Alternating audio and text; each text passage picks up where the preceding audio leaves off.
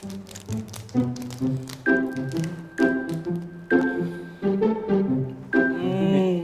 食？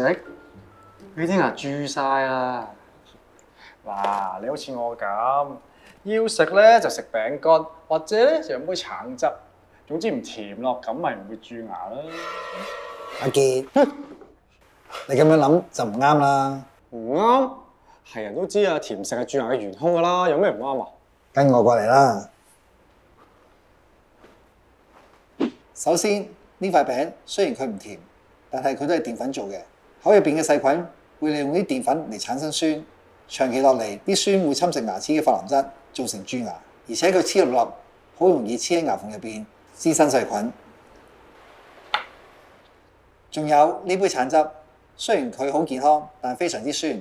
呢種酸會直接軟化腐蝕我哋牙齒最硬嘅保護層琺瑯質，保護層變薄，牙齒就會更加容易受傷噶啦。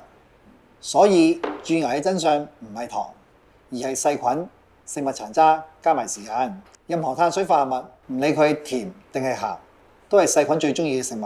佢哋食完之後會產生酸，呢個酸先至係腐蝕牙齒造成蛀牙嘅真兇。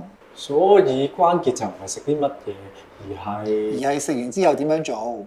第一，每次食完呢啲黐粒粒嘅食物之後，都要用牙線徹底清潔牙縫，呢個係防止牙縫蛀牙嘅關鍵。第二，飲水可以幫我哋沖走食物嘅殘留物，減少細菌滋生。不過最好當然係盡量減少食零食啦。哦，